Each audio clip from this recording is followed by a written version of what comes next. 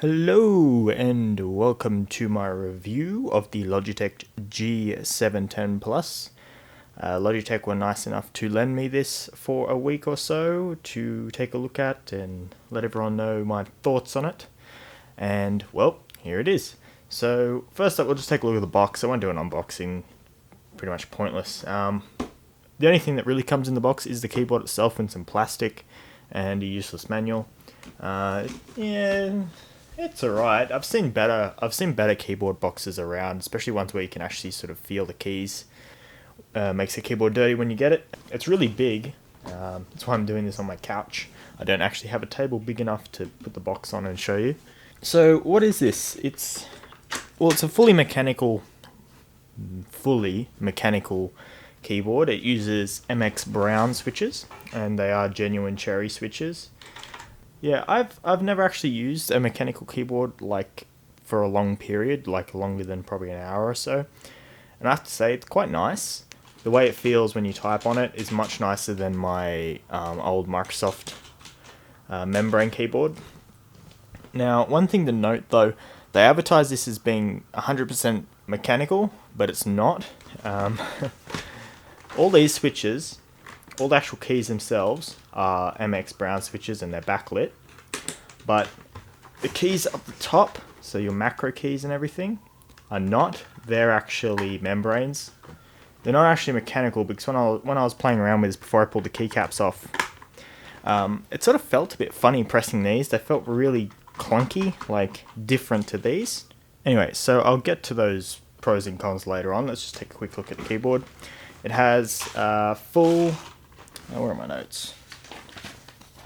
Here are the notes. It has dual backlighting zones, so the whole keyboard, including the numerical keypad on the side there, which I really like, is completely backlit. It's just white. There are 4 brightness levels, and you can adjust the W, A, S, and D keys separately to the rest of the keyboard. So if you just want to have these nice and bright and the rest of the keyboard off, or have these slightly brighter than the rest of the keyboard or whatever, then you can do that. I didn't think that I would rely so much on the keyboard being backlit, but once you do have a backlit keyboard, it's sort of hard to go back. Another feature of this keyboard is that it has both macro keys and what they like to call these G keys. I don't honestly know the difference between the two. From what I've read, they pretty much do the exact same thing. You've got the 4 macro keys up the top here, and one that says MR, I don't know why. They're actually coloured. They'll change colour, whereas these ones won't, and same with the rest of the keyboard. So what you can do with these G keys is you can program them with any sort of key combo or hotkey or anything. I think they'd probably be more useful in sort of RTS games or MMOs and stuff like that, like Warcraft and World of Warcraft and things like that. But I don't tend to play those games very much anymore, so... Also, bottom just fell off. One more thing is the armrest is detachable and it has this little cut in here that I'll show you in a minute what that does. So up the top here, there's also they call it the game mode key. All it does is just disable the Windows key. Honestly, I've probably never hit the Windows key, or on this keyboard anyway. I don't think I've ever accidentally hit the Windows key while playing a game. I don't tend to molest the keyboard that much like some people do. And along the top here is where we have our brightness keys. The left one is for the W, A, S, and D keys, and the one on the right is for the rest of the keyboard. And as mentioned before, these are not mechanical, these top ones. So the macro keys and all these ones aren't mechanical. And then we have media keys, and surprisingly they actually work with Spotify. The media keys on my other keyboard don't. I don't know if it's just a problem with my keyboard or this keyboard's special or something. Along here is where it starts to get a bit iffy, and that is with the activity lights, or the whatever you want to call them, notification lights about what keys are pressed down, like numlock and stuff. These are way too bright. Even when you turn down the brightness on the rest of the keyboard, these stay at full brightness. And if you're using the keyboard on a table where you can see the entire keyboard, it's not covered up by like a desk or something, they really get in your eyes. It gets really annoying. So I ended up actually putting some tape over them. They just got so annoying. So you have the indication light for the game mode. That's caps lock, numlock, and I don't know what the other key is for. I've never got that to light up. I have to look up in the manual. I'll put a little note down the bottom there or something.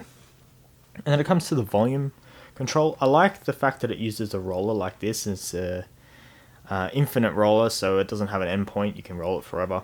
The only problem with this one is it's not nice and smooth like you would expect, and especially from a keyboard that's like $200, I'd sort of expect it to be a bit more refined. I don't know, it's kind of hard to explain. It sort of moves smoothly for a second, and then it sort of gets wound up like there's something caught in it, but there's not. And it feels kind of gritty, like it's not very smooth. A cheap mouse wheel, I guess you could say. It would feel like that, just not clunky. It would just feel kind of, one side is sort of feels a bit like it's sunken in a bit and feels a bit crooked and whatever. Yeah, so the volume control, you know, it's only a small gripe, but it's something to be considered anyway if you use it a lot. So a few more, slightly more interesting facts about the keyboard. It has 26 key rollover, which means that you can simultaneously press up to 26 keys at the same time, and the game will run fine. Like, it'll register each of those inputs. It also has 110 key anti-ghosting. Another cool feature of this one is that it has USB pass-through. So on the back here, this keyboard does not contain a USB hub like a lot of them. This USB port literally just goes from here all the way down the cord through this ferrite divider. So it's got like a little ferrite bead in there to sort of reduce interference, and to one of these. So if you want to use this USB pass-through, you have to use both these USB cables. But if all you want to use the keyboard as a keyboard, you just have to connect this one here, and it has a picture of the keyboard on the plug.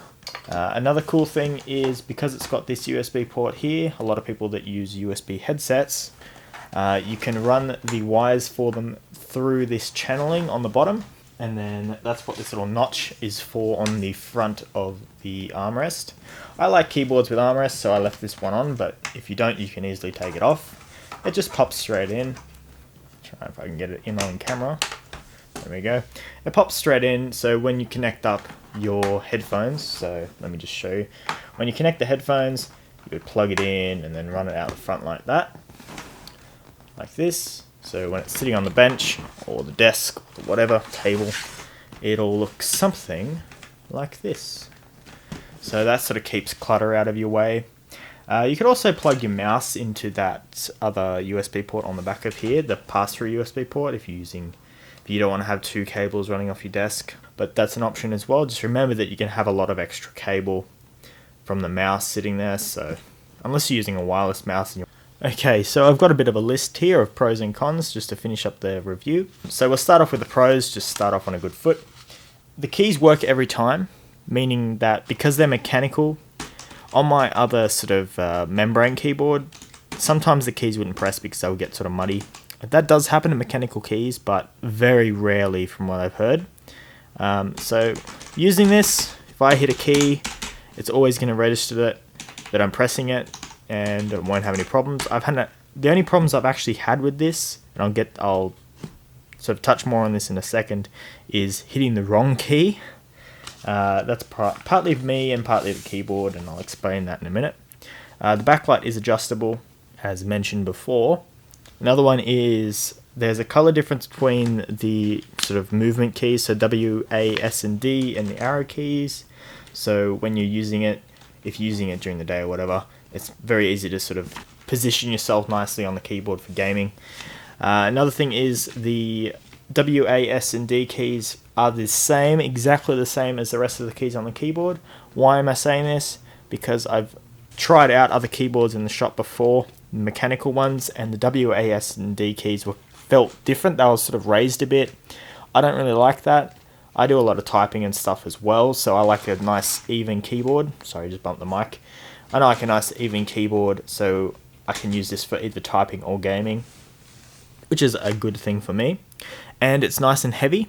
I don't like a light keyboard. Well, light keyboards are annoying because when you're using sort of in a fixed position on a desk, you don't want them sliding around too much. I don't like it when they slide around. It annoys me to no end when my keyboard falls off the desk.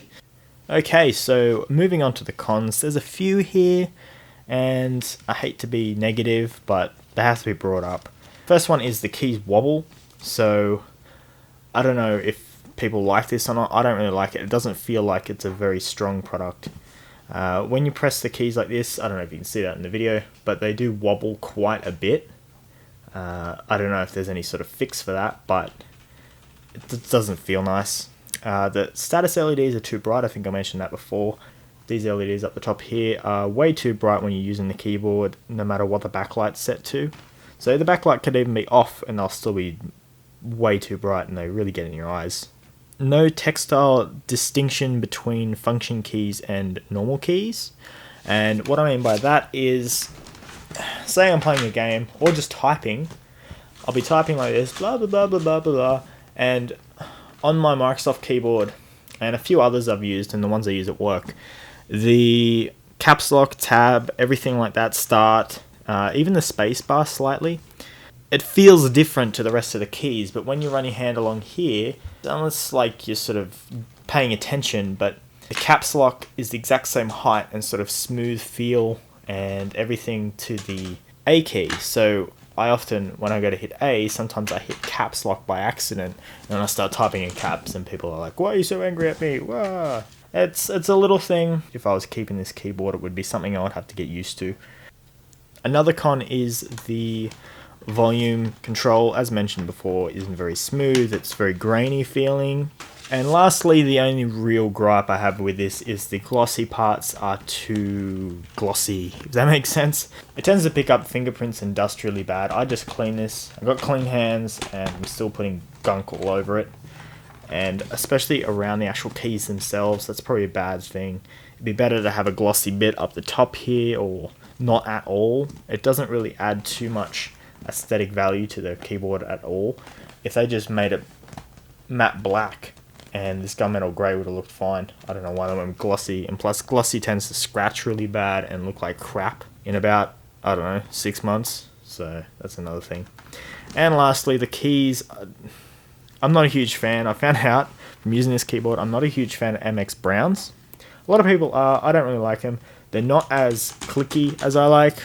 Old style mechanical keyboards, like old ones from like the 90s, where like you knew when you were pressing the key, you had that sort of audible feedback. It's like a manly thing. Manly man tapping. I don't know, MX Browns are way too soft for me. They also have a fairly long key travel.